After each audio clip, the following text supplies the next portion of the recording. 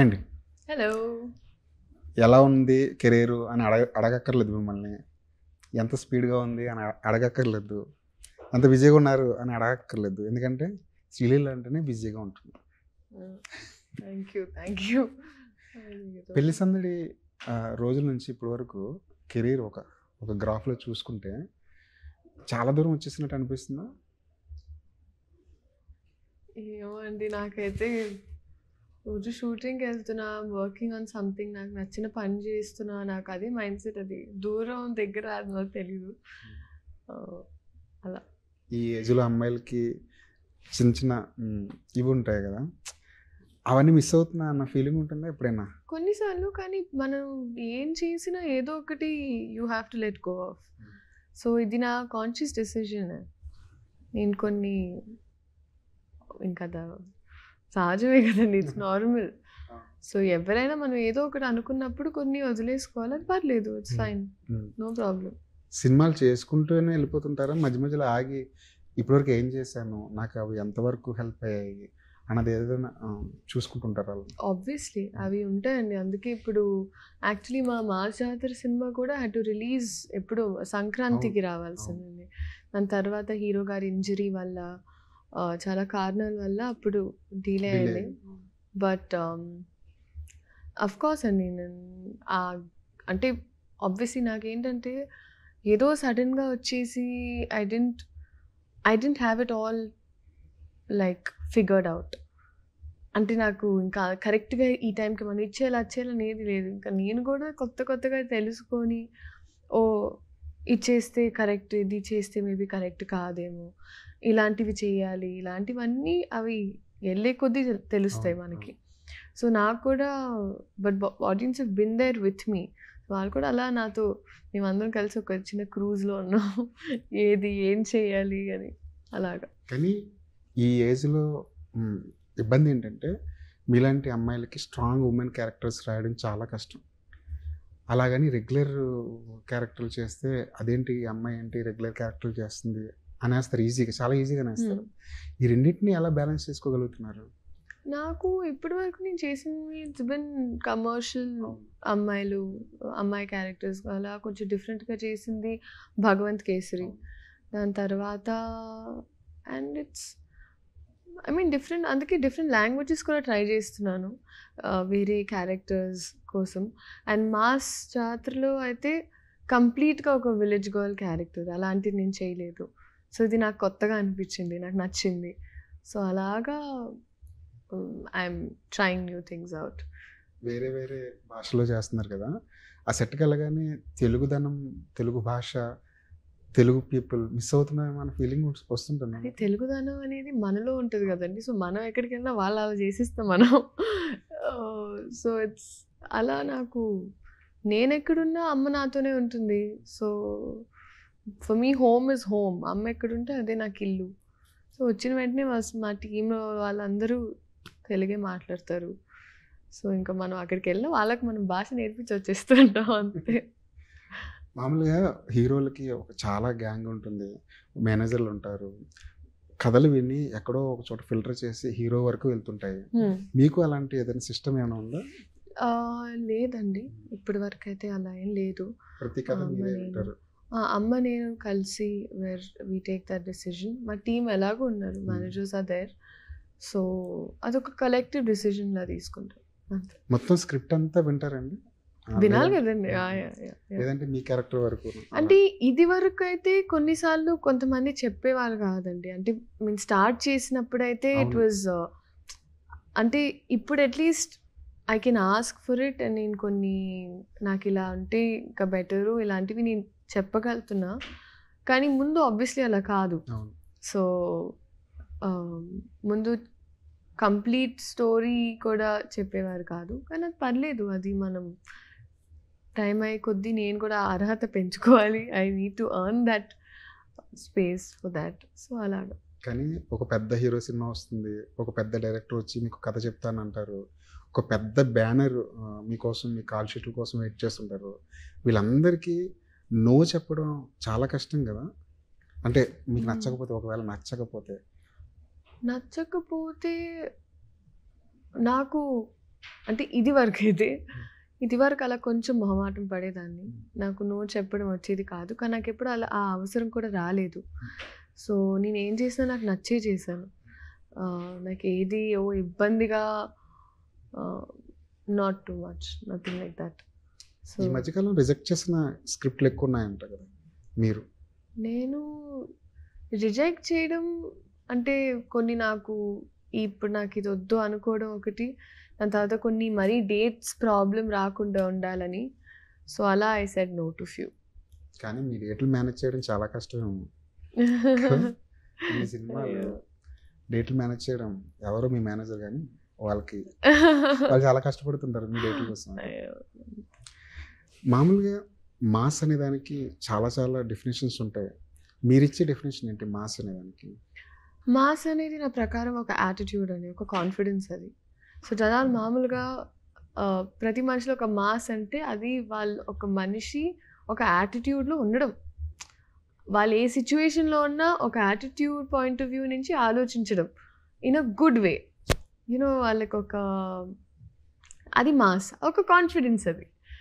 So మామూలుగా మనం ఇప్పుడు ఫర్ ఎగ్జాంపుల్ ఎక్కడికో వెళ్తున్నా, కార్లో వెళ్తున్నా, ఒక అబ్బాయి అలా బైక్లో ఏదో తను ఒక ఇమాజినేషన్లో, ఒక కాన్ఫిడెన్స్లో, తన ప్రపంచంలో తను ఉంటూ ఒక కాన్ఫిడెన్స్లో వెళ్తాడు. అది నాకు మాస్.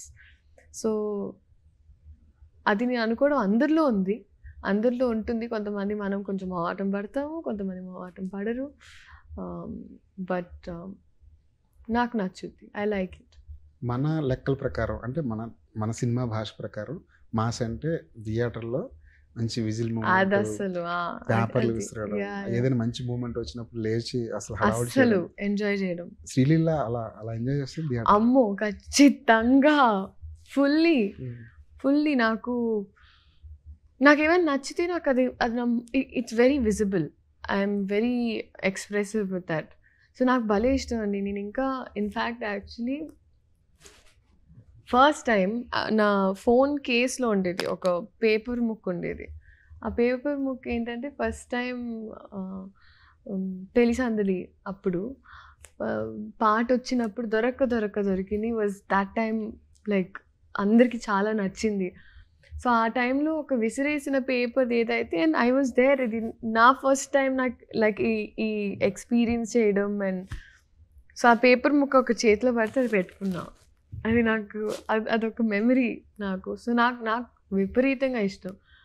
అందుకే నాకు ఆ డాన్సెస్ కూడా I enjoy it and I carry it with confidence.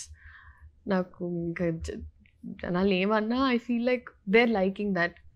ఎక్కడో ఒక మనిషికి యూనో వాళ్ళ డే కొంచెం హడావిడిగా ఉన్నా, ఒకవేళ if they not that happy, వాళ్ళు టపక్కు మన ఫోన్ తీసి ఒక పాట చూసి నేను వాళ్ళని if I'm able to impact them, to make them smile, లేకపోతే వాళ్ళకి ఒక ఎంజాయ్మెంట్ వాళ్ళు ఫీల్ అవుతున్నారంటే ఐఎమ్ గ్లాడ్.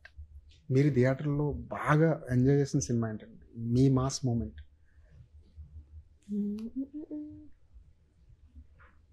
నా సినిమాలు బయట సినిమాలు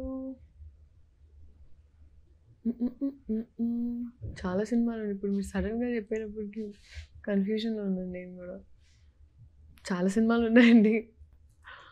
చాలామందికి మీరు చెప్పినట్టు చాలా రోజంతా చాలా హడావుడిగా ఉంటూ సాయంత్రం ఏదో సరదాగా రీల్స్ ఏదో చూస్తుంటే వాళ్ళ ఎనర్జీ ఫీల్ అవుతుంటారు కదా. అలా మీరు లోలో ఉన్నప్పుడు మీకు ఎనర్జీ ఇచ్చే విషయాలు ఏంటి? నాకు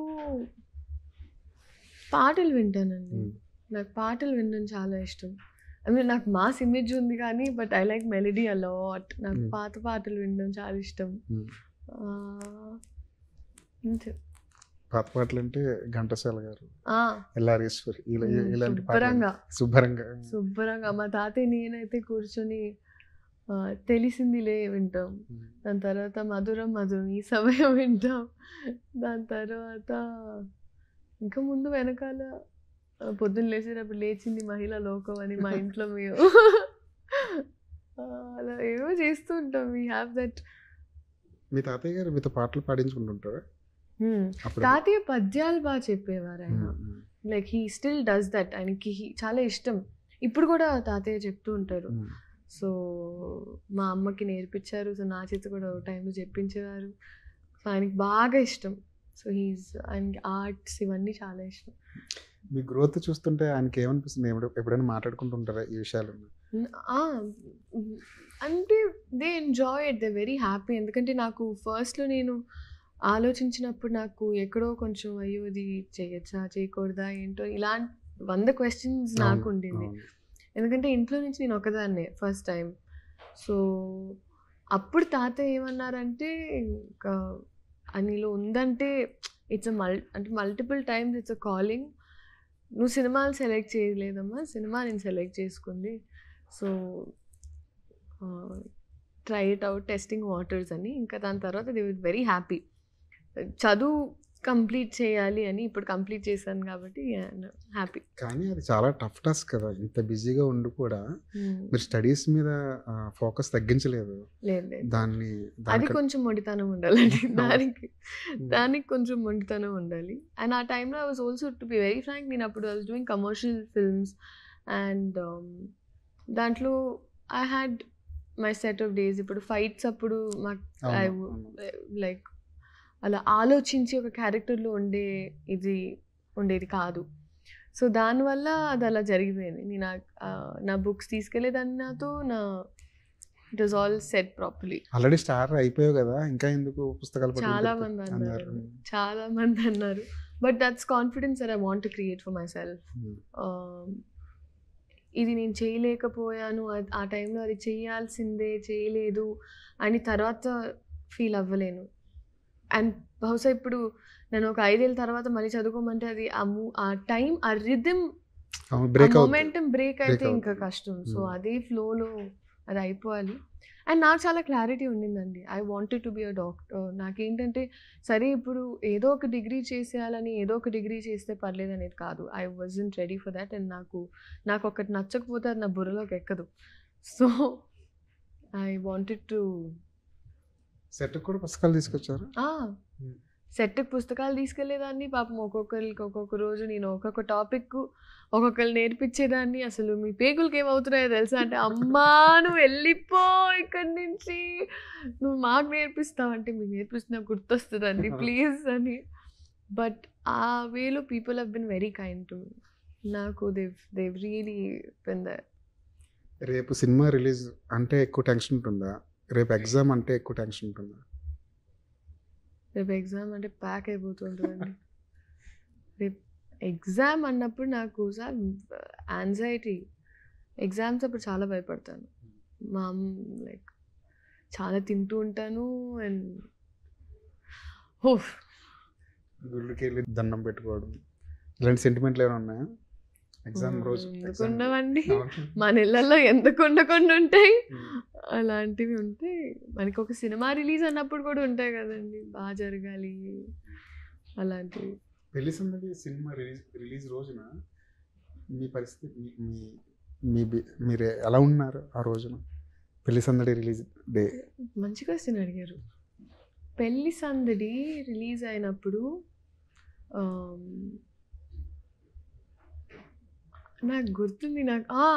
కరెక్ట్. నాకు ఒక సీట్లో కూర్చొని ఇట్లా బాచిం పట్టు వేసుకొని నేను ఇక్కడి వరకు ఇలా చూస్తున్నా.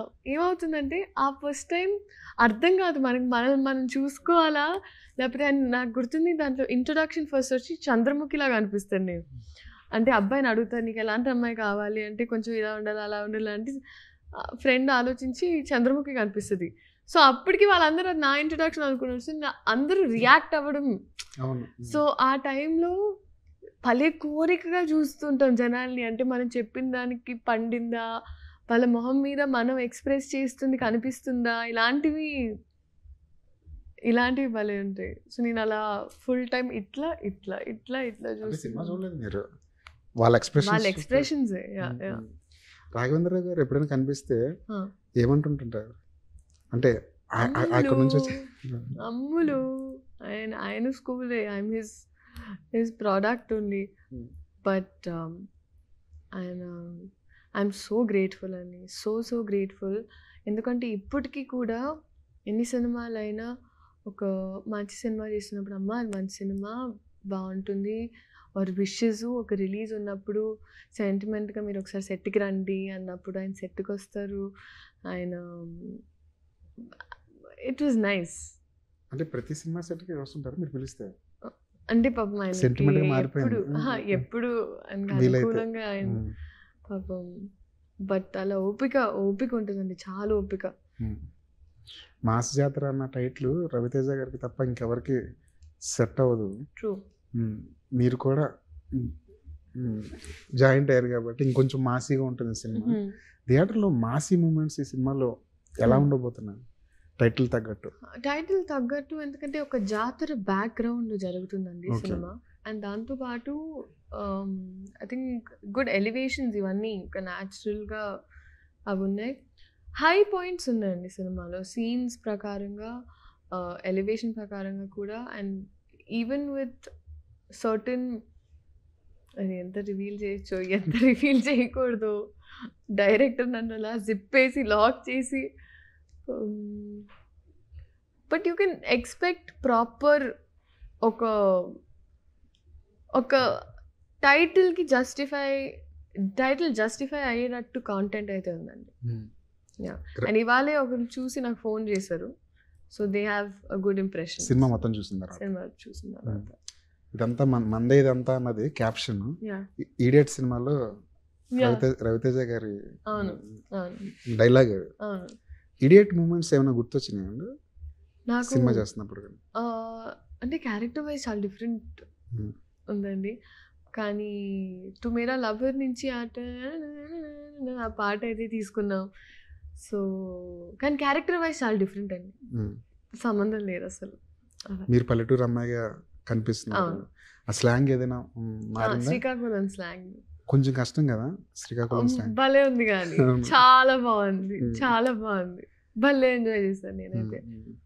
కొంచెం అది దాన్ని ఏమంటారు సాగినట్టు అనిపిస్తుంది. అది నేర్చుకున్నారా ఏమన్నా ఆటోమేటిక్గా వచ్చేసిందా? అంటే సెట్లోనే చెప్పేసేవారండి. సో అప్పటికి మా డైరెక్టర్ గారు ఉండేవారు కాబట్టి ఆయన కరెక్ట్గా ఆ స్లాంగ్ గ్రిప్ ఉండింది. అలాగే మాకు అక్కడున్న జూనియర్ ఆర్టిస్ట్ అందరూ కూడా నాకు బాగా హెల్ప్ చేశారు. కొంతమంది శ్రీకాకుళం నుంచి, కొంతమంది డిఫరెంట్ ప్లేసెస్ నుంచి. సో ఆ టైంకి వచ్చేసి నాకు కొంచెం అలా హడావిడి హెల్ప్ చేసేసి వెళ్ళిపోయేవారు. కానీ ఎప్పుడైనా ఒక కొత్త స్లాంగ్లో మాట్లాడుతుంటే ఆ కిక్కే వేరు, చాలా బాగుంటుంది. అలాంటి స్లాంగ్లు ఇంకా ఏదైనా నేర్చుకోవాలని నాకు చాలా ప్రయత్నించాను. నాకు గోదావరి కూడా నచ్చిందండి. రాజమండ్రి అయితే నాకు ఐడియా ఉంది, because I family they. but నాకు ఇష్టం. I want to do that. నాకు if given a chance I try to do different slangs in every film. మీరు అడిగారా లేదంటే ఏదైనా యాస ఏదైనా వెరైటీగా ట్రై చేద్దామని అడిగారా? లేదండి, రాసినప్పుడు అలాగే ఉండింది. డైరెక్టర్ గారు ఏమన్నారంటే, నేను యాక్చువల్లీ ఒక ఏంటది గుంటూరు కారం ప్రీ రిలీజ్ అప్పుడు కోడిగుడ్డు పులుసాట ఏదో అన్నారు. అది అసలు అది, అండ్ యాక్చువల్లీ అది ఆ సిచ్యువేషన్ వేరు, అక్కడ జరిగింది వేరు, అది అన్నింది వేరే కాంటెక్స్లో, కానీ అది జరిగిందే వేరు. ఏం జరిగింది? అంటే బేసిక్గా నేను ఆ టైంలో మా మదర్, మా అత్త క్యారెక్టర్ సినిమాలో ఫస్ట్ టైం మేము షూట్ చేసినప్పుడు అది ఆవిడ డైలాగు. సో నేను ఆవిడ గురించి అడ్రస్ చేసేటప్పుడు అదే చెప్పాను. మీరు వచ్చిన వెంటనే అలారే కోడిగుడ్డు పులుసాటనా అంటే ఆ కాంటెక్స్లో చెప్పాను. అది నా డైలాగ్ అనుకున్నారు. సో మా డైరెక్టర్ అదే అన్నారు. సో అప్పటి నుంచి నాకు అర్థమైంది స్లాంగ్స్ ఇలాంటివి కొంచెం యాడ్ చేస్తే ఇంట్రెస్టింగ్గా ఉంటుంది అన్నారు. సరే మీ ఇష్టం కానివ్వండి మీరు అని. ధమాకా టైంలో రవితేజ గారితో అదే ఫస్ట్ టైం. అస్సలు ఏం డిఫరెన్స్ లేదండి, అదే అనుకుంటున్నారు. అస్సలు డిఫరెన్స్ లేదండి. సరికి కొత్త మీసాలు వేసారు, మీసాలు అంటే తిప్పారు, బట్ అదొకటి డిఫరెన్స్. ఆయనకి యాక్సిడెంట్ అయినా కూడా చెప్పకుండా డాన్స్ నెంబర్ కూడా చేశారంట. అవును, ఆయనకి అదేంటోనండి ధమాకా అప్పుడు దండ కట్టాలి అప్పుడు. సో అప్పుడు ఆయనకి కరెక్ట్గా ఫీట్ దగ్గర స్టిచెస్ ఆయన వచ్చి అసలు సాంగ్ కంప్లీట్ చేశారు అండ్ హడావిడి. మళ్ళీ టూ మేరా లవర్ ఆ సాంగ్ షూట్ చేసేటప్పుడు ఎత్తుకునే షాట్ ఎత్తుకున్నారు పాపం. ఆయనకి ఈ షోల్డర్ అలా డ్రాప్ అయిపోయింది. ఓకే. అండ్ దానివల్ల ప్రాపర్ బెడ్ రెస్ట్ అండ్ ఆయన అసలు నేను ఎప్పుడైనా నొప్పి అని అనడం వినలేదు. బట్ ఆయన చాలా పెద్ద ఇంజరీ అది. చాలా పెద్ద ఇంజరీ. కానీ చాలా బండగా పాపం ఫినిష్ చేసి వెళ్ళిపోయారు. మొత్తం షాట్ అయిపోయిన తర్వాతే వెళ్ళారు. సో దానివల్ల చాలా యాక్చువల్లీ చాలామంది అడిగారు ఎందుకు ఇన్ని డేట్లు మారుస్తున్నారు ఇలా అన్నప్పుడు I think that the injury was very very serious. మీరు కూడా డ్యాన్స్ విషయంలో చాలా మొండిగా ఉంటారు. చాలా ఇష్టమైన వ్యాపకం కాబట్టి చాలా మొండిగా డ్యాన్స్ చేస్తుంటారు కదా. మీకు కూడా అలాంటి ఇంజరీస్ ఏమైనా అయినాయా? అంటే టచ్ వుడ్ నాట్ లేదండి అట్లా. అంటే కొన్ని జరుగుతుంటే ఇంకా అవి నాకు అలవాటు అయిపోయాయి. ఇంకా కొత్త డైరెక్టర్ కదా, సెట్లో ఎప్పుడైనా ఆ ఫీలింగ్ ఏమైనా వచ్చిందా? కొత్త డైరెక్టర్ అమ్మాయినా ఈజ్ రియలీ గుడ్. చాలా క్లారిటీ ఉంది ఏం కావాలో. అండ్ నా క్యారెక్టర్కి ఇది చాలు ఆయన ఒకటి అనుకున్నారు, అది ఇచ్చేస్తే చాలు. ఆయనకి +1 వద్దు, -1 వద్దు. ఆయనకి అడిగింది ఇచ్చేస్తే చాలు. ఆయన ఇంకా పండగ చేసుకుంటారు. So he's very easy to work with. And మంచి ఒక సార్కాజం ఉంటుంది ఆయనలో కూడా. సో మాకు సెట్లో కూడా మంచి ఎంటర్టైన్మెంట్ ఉండేది మాకు. ఒకవైపు రవితేజ గారు ఉన్నారు, ఒకవైపు ఈయన కూడా చాలా సెటరిక్గా మాట్లాడతారు. మీరున్నారు, ఇంకా సెట్లో చాలా గోల్గా ఉండేదేమో. చాలా అంటే చాలా. మామూలుగా సినిమా జరుగుతున్నప్పుడు 6 నెలలో 7 నెలలో వర్క్ చేస్తారు కదా, చివరి రోజు ప్యాకప్ చెప్పేసేటప్పుడు నిజంగా ఎమోషన్ ఉంటుంది. అది ఉంటుంది అది ఉంటుంది. నాకు అనిపించింది అది. మాకు కరెక్ట్గా మేము లాస్ట్ డే ఆఫ్ షూట్ వచ్చేసి నైట్ షూట్, డే మొత్తం చేసాం. ఒక 3 hours బ్రేక్ ఉండి దాని తర్వాత రాత్రి షూటింగ్ స్టార్ట్ చేసాం. అందరూ వెళ్ళిపోయే టైంకి ఒకలాగా ఐ థింక్ ఆ టెంట్ కింద, అంటే ఇప్పుడు చెప్పుకోరు కదండి లాస్ట్ డే అయిపోతుంది అని. సో అదొక సైలెన్స్ ఉండింది. ఒక డైరెక్టర్ గారు ఇక్కడ, హీరో గారు ఇక్కడ, మేము ఇక్కడ మామూలుగా అసలు దోమలు కుడుతున్నాయా అని ఊరికి ఏదో మాట్లాడుతున్నాం. కానీ మాకు అర్థమైంది ముగ్గురికి ఓకే సరే ఓకే అన్నట్టు అలా. ఇదివరకు శ్రీలీల బెస్ట్ డాన్సర్, చాలా బాగా చేస్తుంది. ఇది విని ప్రతి సినిమాకి ఇది విని మాకు అలవాటు అయిపోయింది. మీకు బోర్ కొట్టేసి ఉంటుంది అలా ఆ కాంప్లిమెంట్ అంతా. కానీ ఇప్పుడు శ్రీలీలలో ఒక పెర్ఫార్మర్ ఉంది, తను బయటకు వస్తుంది, బయటకు రావాలని చాలా మంది చెప్తున్నారు కదా. మీకు అలాంటి ఫీలింగ్ లోపల ఎక్కడో? నాకు అలాంటి సినిమాలు ఇప్పుడు డాన్స్ అన్నారు. దాని తర్వాత భగవంత్ కేసరి చేశాను. దాంట్లో ఒక పాట I don't do anything with dance. That film worked. దాని గురించి మళ్ళీ చాలామంది ఎక్కువ మాట్లాడలేదు. కానీ చాలామంది నాకు పర్సనల్గా వచ్చి చెప్పారు. సో ఒక ఫిక్స్డ్ పర్సెప్షన్ని ఇప్పుడు మార్చేసేయాలి నేను అని నేనేం అలా ఈచ్ దేర్ ఓన్. ఎవరికి ఏం నచ్చింది, నాకు కావాల్సింది అందరూ నవ్వుకుంటూ హ్యాపీగా ఉండాలి, చూసినప్పుడు ఆనందించాలి. అది నేను ఏం చేస్తే ఆనందిస్తారో అది. ఒక్కొక్క సినిమా కొత్తగా నేనేదో ఒకటి ఆయన అందరు నాకు చూపించే ప్రేమకైనా కొత్తగా ఏమైనా చేసి ఈ సినిమాలో కొత్తగా ఉందబ్బా, లేకపోతే ఈ సినిమాలో ఇది చేసింది అని అనిపించుకోవాలని ఉంటుంది. కాబట్టి ఈ క్యారెక్టర్ నచ్చుతుంది. పుష్పలో చేసిన పాట కెరీర్ మీ పర్సనల్గా మీకు ఎంతవరకు అది ప్లస్ అయింది ఆ పాట? నో, ఐ థింక్ ఆబ్వియస్లీ అండి, ఎంత పెద్ద సినిమా. అండ్ యాక్చువల్లీ నేను ఎక్కడైనా నేను చేసేదాన్ని కాదు, to be very frank. But మన cinema representing Indian cinema in such a big platform was something that was just amazing to be a part of. నేను చాలా ప్రౌడ్గా ఫీల్ అయ్యాను first to come from the same industry. మళ్ళీ ఎవరైనా అడిగితే ఒప్పుకుంటారా? లేదండి. ఉస్తాద్ గురించి ఒక మాట చెప్పిన రిలీజ్ ముందు, ఆ సినిమా రిలీజ్ ముందు, ఇప్పుడు కూడా చెప్పొచ్చు. ఎందుకంటే కొంతవరకు వర్క్ జరిగింది కదా పవన్ కళ్యాణ్ గారితో. ఆ ఎక్స్పీరియన్స్ ఏదైనా? Shake, super, blast. ఒక్క వర్డ్ అన్నారు, 3 words చెప్పాను నేను. ఎనీవే 31న మీ సినిమా మాస జాతర రిలీజ్ అవుతుంది. సూపర్ డూపర్ హిట్ అవ్వాలని మనస్ఫూర్తిగా కోరుకుంటున్నాను. మీకు మంచి, మీరు చేసిన ఆ స్లాంగ్కి మంచి పేరు రావాలని కోరుకుంటున్నాను. All the best. నమస్తే.